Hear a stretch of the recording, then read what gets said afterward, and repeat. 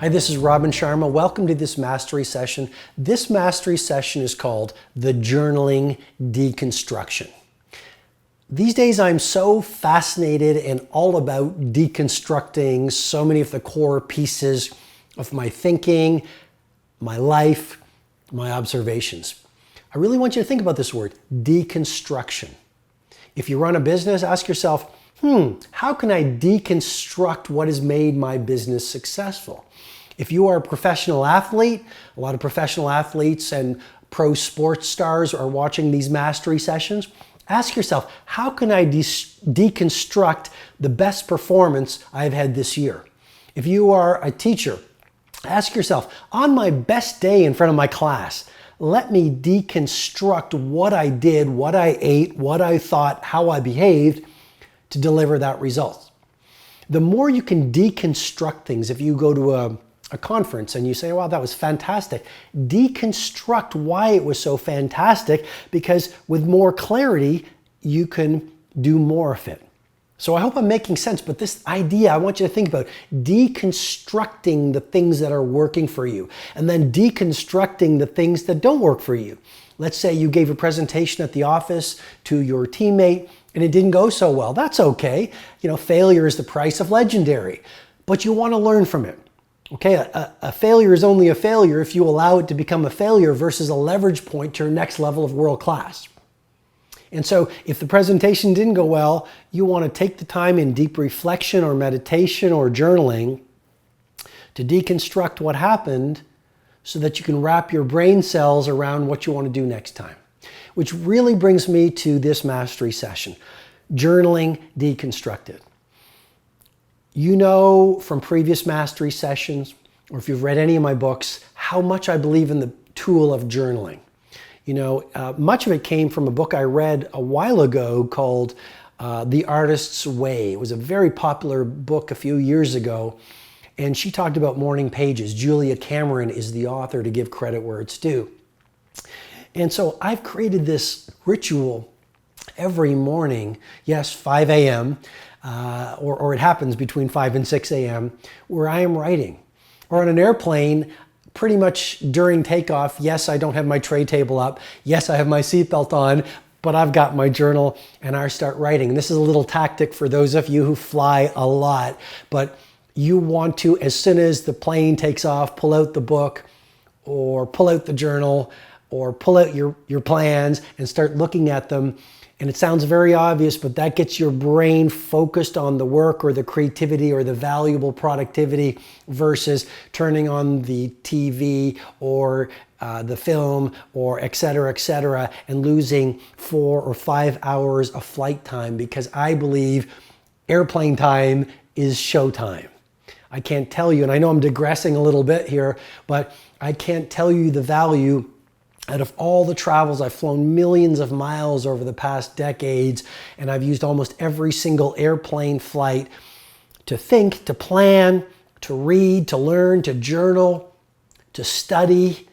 And I not only land without jet lag, because I think jet lag is a mind virus, but I've used all of that time in the air to work my craft, to prepare for my clients, to plan great trips with my loved ones, to read books of great entrepreneurs or great productivity people or great psychologists or great humanitarians or great wisdom.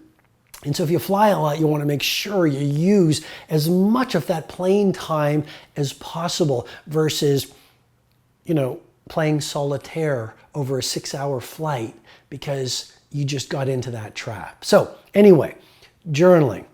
I have deconstructed journaling into 7 key steps or 7 key reasons to journal that, with great humility and with great passion, because I really am going to challenge you with great respect to install this habit of journaling. And so I'm going to share these 7 reasons why I encourage you to journal, and this is my deconstruction. And the first reason to journal, and this is the most important reason to journal, is it organizes your thinking. You see, you ask most people, you ask average performers, what are your top 5 visions? Or what are your top 5 values? Or what's your big 5 for this year? Or what do you want your life to stand for? Or what are the 5 things that make you happiest? Or what are the 3 foods that fuel your energy? Or who are the 7 people you would most like to meet to lift your game so you own your marketplace? And they'll say, great question. I don't know.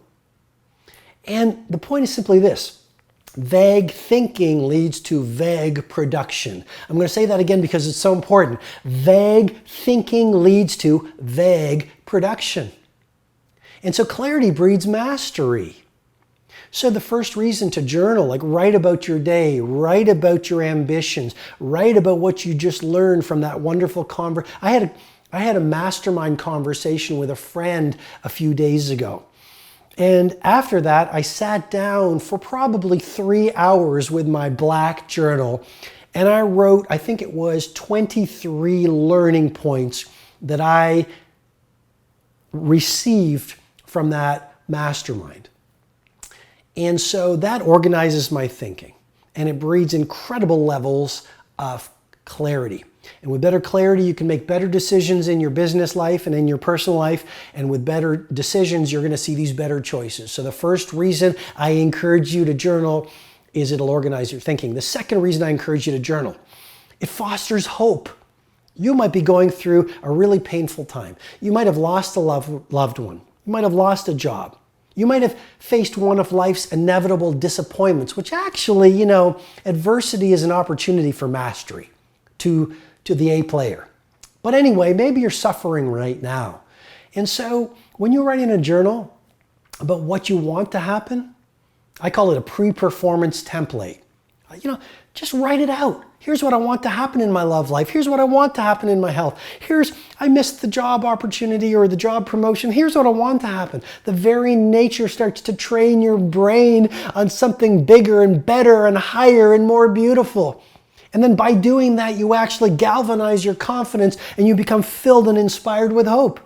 And you know this, but confidence really is the needle mover. People say, oh, well, it's about being bright. Well, okay, fine. But, I know a lot of billionaires who are not the brightest people in the room. And I said that with great respect, but they're the most confident. Persistence.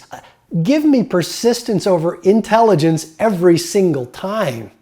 It's the hungriest who wins, not necessarily the most gifted. My point is simply the second reason to journal in this deconstruction is it'll fill you with hope. Number 3. Journaling allows you to repeat and relive your favorite experiences. So I was in Barcelona about a month ago. It was with my ICONX group. This is the private, exclusive, small group of entrepreneurs and industry titans that I coach. And so we were having one of our 2-day sessions in Barcelona. And as I often do, I take them to my favorite restaurant in the city where we're in. So I took them to a place, and you have to eat at this place, please, before you get to the end of your life. It's called Calchim. It's in a place called Penedès, which is about 45 minutes out of that wonderful city, Barcelona. And in Penedès, this is where they make cava, right? Which is the Spanish equivalent of champagne. And so you go into this little village where Calchim is, and it's spelled Calxim. And there's this little village.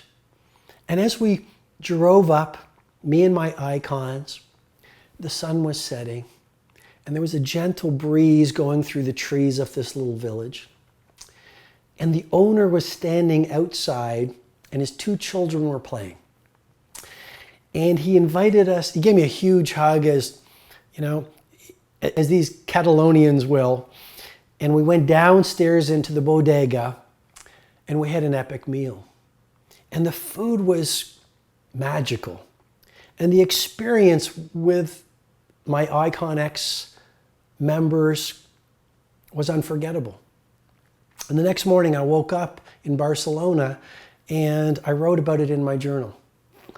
And I wrote about it just to allow the experience to infuse my heart, not only my mind, but my heart. I wanted to take in what I experienced at that restaurant at a heart level, at an emotional, visceral level, so it became a felt knowing in my body. And yes, I'm passionate about great food. And yes, I'm passionate about that restaurant. I get nothing, of course, by sharing it. But your life is special, even if you're going through a difficult time. By writing in your journal about the good things in your life, the blessings, the sunsets, the great pizza meals, your favorite restaurants, that wonderful book you just read, that conversation you just had at a bus stop or with a taxi driver, it will allow you to relive the experience. And you can do that anytime you want to relive that experience and feel the same feelings. And if you do that, then you start living life almost like a miracle. Every day becomes this incredible miracle. Number 4, the fourth reason to journal, it imprints deliberate gratitude. You see, gratitude is a muscle. I'm going to repeat that again because it's so important. Gratitude is a muscle. The more you go to the gym of celebrating your blessings, the stronger your muscle internally of gratitude will grow. And you might say, Robin, you teach leadership to the Fortune 500, you teach elite performance to professional athletes in professional sports, for example. Why are you talking about gratitude? Well, if you look at the work of a lot of the storied and most celebrated positive psychologists, they will use a term called deliberate gratitude. And what they found is the happiest people are the people who make the time to deliberately celebrate gratitude. And happy people get big things done. Happy people are the most creative. Happy people are the least toxic. Happy people are the best entrepreneurs or team leaders within organizations. Happy people have the most fire in their belly. Happy people have the most grit, which is that trait, Angela Lee Duckworth's term about that trait of people who get the most things done. So my point is, in your journaling, if every day you take the time to record 10 things that are great about my life, 10 things that I'd love to focus on. It could be, I have 2 legs. If you're blessed to have 2 legs. It could be you have good eyesight in a world where a lot of people have glaucoma. It could be that you have income in a world where a large percentage of the world is existing on $2 a day. If you have food in your belly, you are a blessed human being. If you have a roof under your head, you are a very fortunate person indeed. And so the psychological term is called hedonic adaptation. You get a new car and you love the new car until it becomes your new normal. You buy a new house or you have a roof over your head if you were homeless and you take it for granted. That's hedonic adaptation. It's a survival instinct that we have to fight. And how do you fight taking things for granted? Hedonic adaptation. The reply or the way you fight it is deliberate gratitude. And I am writing almost every day in my journal about what I'm grateful for. My loved ones. I have an extraordinary family who I adore. I am blessed to do these podcasts. I'm blessed to do these mastery sessions, to be of service to so many people. I am blessed to be an influencer on Facebook, where millions of people are going to my Facebook page every single day. I am blessed to have great health. I am blessed to do work I love. I am blessed to be able to eat food that makes me happy. I am blessed to have a home full of books. A home full of great learning materials and a home that inspires you is a beautiful home, even if it's a 1-bedroom apartment or a hut. There's an image I saw the other day, these African school children, and they're reading under street lights. They don't have any electricity in their homes. So they coalesce and congregate every evening under public streetlights on the street so they all can read. That's how much they want to learn.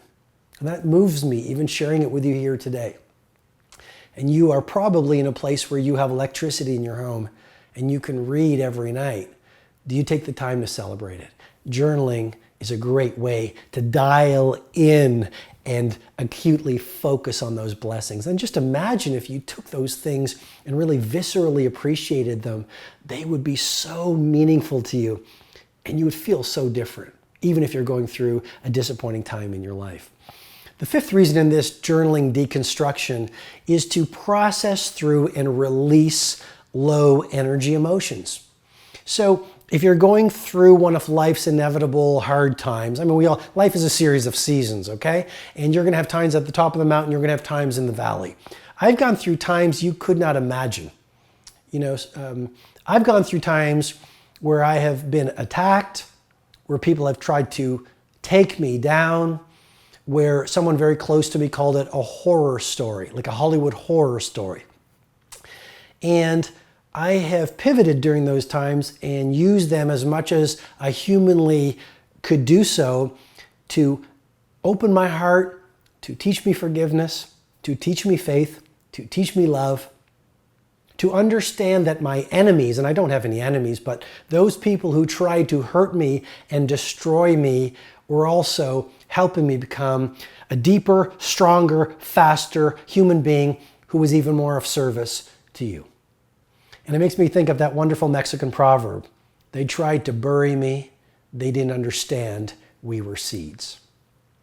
And during my times in the darkness, where I was lost and hurting, where people were trying to destroy me, one of the things that saved me was my journal. Some days I would write for hours, and I would process the pain, and I would process the disappointment, and I would write about my confusion. You see, here's the key. Any great psychologist will tell you, and any great philosopher will tell you, if you do not feel through and release the pain and the disappointment and the anger towards forgiveness and freedom and love, you will repress and suppress those low energy emotions. And if you do, you'll be a toxic person. If you do, you'll be bitter 10 years later. If you do, you will never forgive. If you do, you will be carrying those people who tried to destroy you with you through the rest of your life. You won't be creative. You won't be productive. You won't be on fire. You won't be a master of your craft because you're stuck in the event that happened years ago. And journaling is a fantastic tool to move you through those difficult times, whether they last a week, whether they last 5 years, whether they last a decade. Hey, Nelson Mandela was in Robben Island for 27 years. You want to talk about a hero. Sixth reason to keep a journal, exponential learning sustainability. What does that mean, exponential learning sustainability? Well, by writing what you've learned in your journal, you dramatically accelerate the learning and the stickiness and sustainability of what you've learned. So if you've just been to a great conference, you've just been through a great online course, you've just read a great book, or let's say you've just had a great conversation with your mentor or a stranger. Over lunch, over a cup of tea, before you go to sleep, pull out your journal and write about it. Here's what I learned. Here are the 7 points. Here are the 15 points. And dial it in and calibrate the insights. Why? It'll deepen them in your thinking. It'll lock them in. And then, as you know, it's your beliefs that drive your behavior, right? Your income and your impact always reflects your self-identity. And so through learning and integrating the learning so you become this force of nature and this more valuable human being, then you will be able to bring on the value to your marketplace, bring on the service, bring on the passion, bring on the energy, bring on the excellence so that you become unstoppable as you rock your craft in your market of choice. And that brings me, I hope you've loved this mastery session. I'm full of passion and energy. Obviously, I love journaling and I really want you to do it, just to experience it so that you get the benefits in your own life, which is my great wish for you. And the seventh reason to journal in this deconstruction I've walked you through with great love is it allows you to record your remarkable life. You know, there are no extra people on the planet today. And it doesn't matter if you're a billionaire, a street sweeper, a chef, a filmmaker, a carpenter, a laborer, an astronaut, a scientist. You are built for remarkability. And your life is colorful. Your life is meant to be rich. It's meant to be beautiful. And the hard times will serve you. I mean, the hard times, Those times of pain and frustration build your character. They open you up. They deepen you. They give texture and beauty and deliciousness to your life if you see them and embrace them that way. And then your times at the top of the mountain, savor those. They're glorious times that are meant for you. But write it all down. You know, it's writing your journals. That's your autobiography. And I hope you get to the end of your life and maybe you're 127 years old and you look at this heap of journals and you go back through them and you read about your learnings, you read about your lessons, you read about what you gave, you read about your trials, you read about your victories, you read about who you influenced, the people you loved, the people you inspired, your times of confusion, and a smile comes to your face because you realized you lived life beautifully and meaningfully. And I really, really, really hope on the last hour of your last day, as you flip through your journals, surrounded by those who love you, that's what comes to your mind and within your heart. Thanks so much for being with me.